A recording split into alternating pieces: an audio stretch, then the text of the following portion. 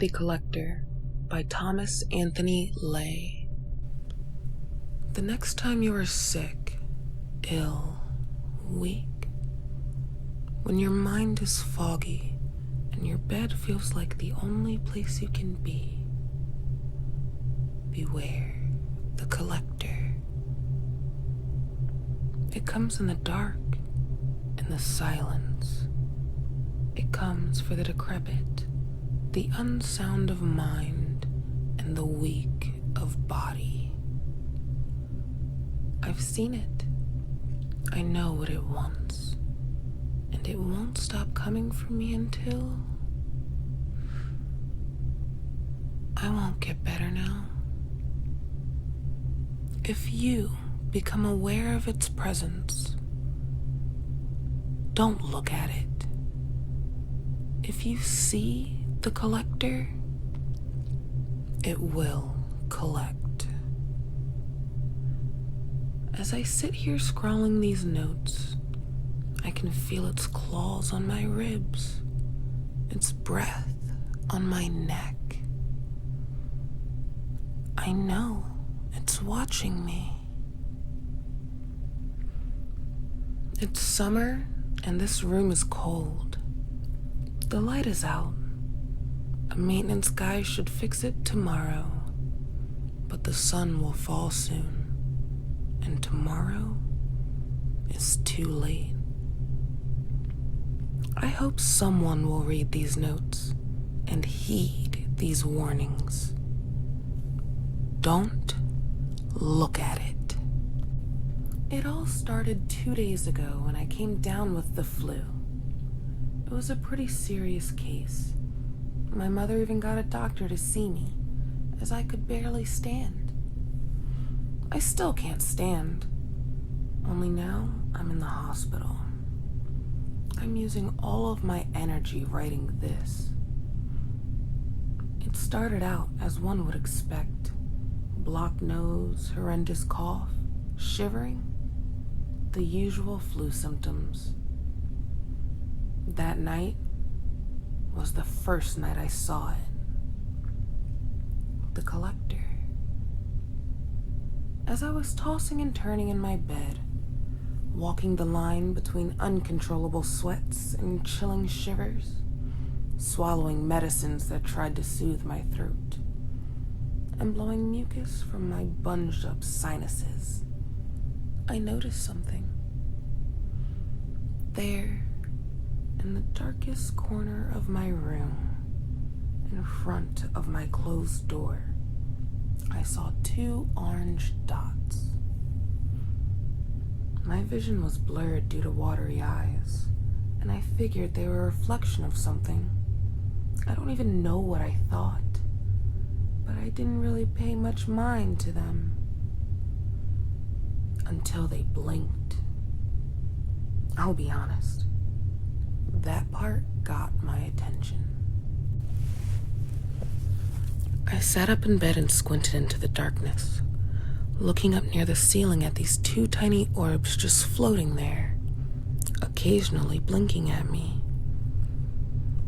My eyes struggled to adjust, so I guess the thing, decided to make it easier for me. The eyes grew larger and I heard shuffling. It took me a moment to realize, but whatever I saw actually stepped forward. Only then could I see the outline of the figure that stood in my room. Its swollen, bald head was brushing the ceiling, yet its spindly arms dangled by its knees, extended by long, sharp nails on giant hands. I froze. I just lay there staring. All I could see was its tall, skinny outline and luminous amber eyes. And a pouch. In its left hand, it clutched some kind of bag. Still unable to process the terror fully, I reached over and flicked the switch on my lamp. That was the moment the terror gripped my heart. The bulb flicked on and immediately popped. But that instantaneous flash of light was all my eyes needed to see that the figure stood in front of me was real. I saw its sharpened teeth and a lipless mouth, snarling at me, hungry for me. There was no nose on its pale face, barely any features on its whole body, actually. But the worst part was that bag. It was a large pouch, dragging along the floor. And at first, I thought it was made of leather. It was only the following night I learned the truth. I tried my best to scream that night. My throat was clammed up and wouldn't obey. I lurched forward, calm and slow. Again, I tried to make some kind of noise to attract my mom's attention. I don't know what happened next, but I flailed and knocked the lamp off my bedside table. As it crashed to the floor, the reassuring sound of my mother's footsteps rushing up the stairs calmed me somewhat. She threw my door open and watched me in the dark for a while. The entity didn't move. It stood staring at me, so I pointed at it, trembling. My mother flicked the main light on, and it was gone. She told me she saw nothing, and when I explained what had happened, she reassured me it was just a hallucination due to my high fever. Perhaps she was right, but I could tell my symptoms scared her. It was that night she called the doctor. The doctor diagnosed me with avian flu and said I should really be hospitalized. I objected. I hate hospitals. She let me off this time, but told my mother that if I hallucinated again, then I would have to go in. I reluctantly agreed. When the doctor left, I asked my mom to leave the light on and the door open as I slept. Somehow, I sunk into a restless sleep that night, luckily undisturbed. When I awoke, I felt like an absolute train wreck. Many times worse than the previous night, to the point I was calling out in pain. This was enough for Mother to drive me to the hospital. I remember falling in and out of consciousness and being wrapped in a lot of blankets to control my shivering. I don't remember much else between the car ride and the hospital bed. But yesterday, I spent the day being hooked up to various machines and monitored. I couldn't shake the image of the previous night from my head, though, so I decided to do some research on my tablet. Luckily, the room I was in had a Wi-Fi signal, so browsing was not a problem.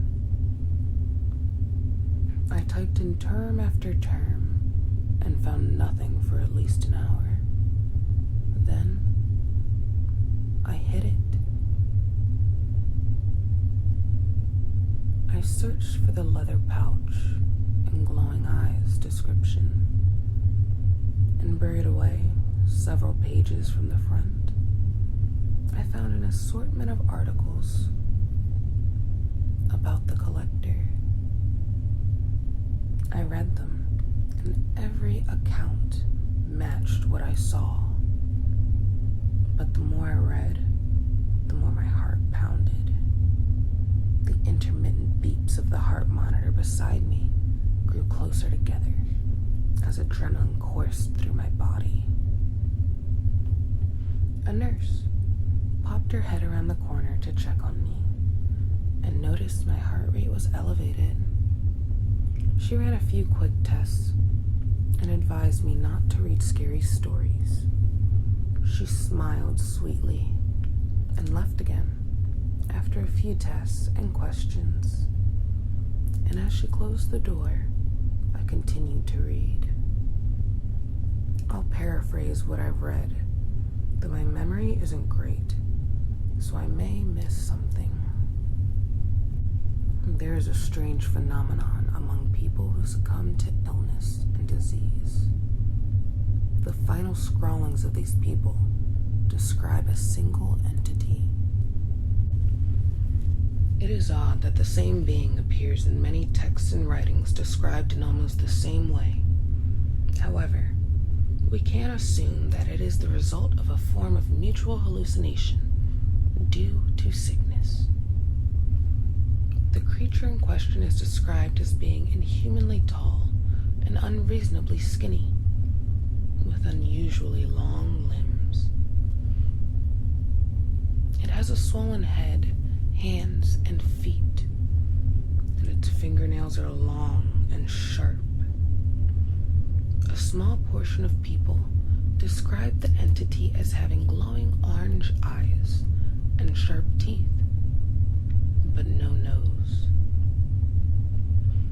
It is noted to carry a large bag, allegedly made of human skin, although the contents of the bag are disputed.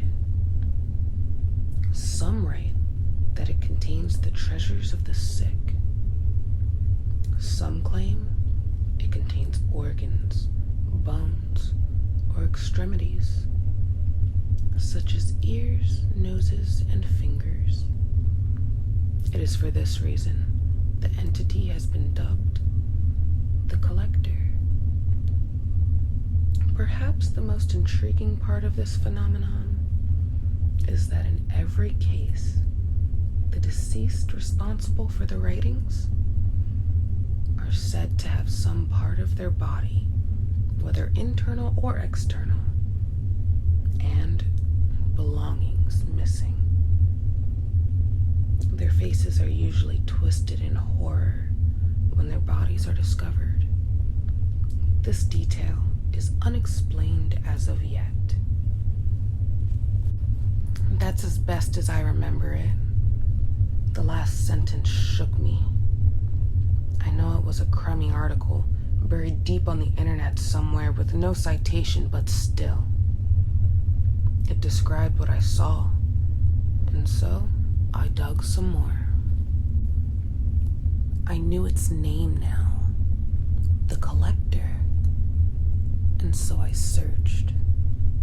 My next finding came later at night, just as the sun was setting. I found an old dead forum where people discussed ghost sightings and the like, and I found a buried thread aptly titled Orange Eyes Large Bag. I opened the link, and I regret that decision. I found posts describing the Collector, but I also found more. One user in particular posted, "Don't look at it." Another user echoed the same sentiment, and a third user elaborated, "If you see it, it won't stop coming for you. Only the sick can see it. And once it's been sighted, the sick cannot recover. If you have seen the Collector, your time is up." The worst part of these posts is that the profiles of the users that all claim to have seen it stated that they haven't been online since the day they posted. Enough reading. Last night, I lay, bunched up and coughing constantly. I had one eye on the door, but the trickle of light creeping through the gap at the bottom did little to reassure me. My eyes were fixated, but also heavy. I was drifting off, and I swear I only closed my eyes for a second. But when I opened them, I saw the orange orbs again. The temperature dropped, or at least it felt like it. My stupid quivering hands fumbled for the panic button, but I couldn't find it. I looked around frantically as the Collector shuffled forward. There, on the floor, outstretched for the button as the collector reached for me. Just as I grabbed the button, those razor-sharp fingernails dug into my wrist and pulled me away from it. I'm thankful for the heart rate monitor, because the terror that gripped my soul last night alerted the nurses nearby. The alarm to my room began sounding, but the collector remained undeterred.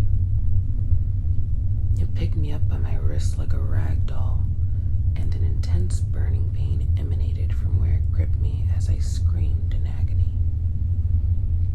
I was dropped onto the floor and the door swung open. As the nurse turned the light on, the power to my room went out. Luckily, she had a torch on her. She helped me up from the floor and examined my wrist. Broken. She assumed I had fallen out of bed and landed on it, but I pointed to the collector stood in the corner. She looked and saw nothing. Then it sank into the wall, disappearing. I needed an X-ray now. The nurse couldn't explain the gouges on my wrist, or how I had fallen out of bed with the side guards up. But the thing that confused her and the other doctors the most was the missing bone in my wrist. I mean, it was a mess, completely shattered.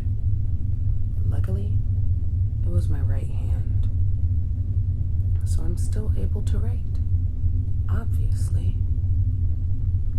But despite that mess, they could plainly see one of the bones was nowhere in sight. They shrugged it off as a birth defect that had gone unnoticed. I knew differently. So, now I'm here. No light, no heart rate monitor. Today is Sunday, so the maintenance guy won't be able to fix the electricity here until tomorrow, as I'm not a high priority patient. The sun has gone down, and I'm lying here in my deathbed. I know tonight is the night he'll claim me, because there's no way for me to call for help. The room is cold, but it's not lonely.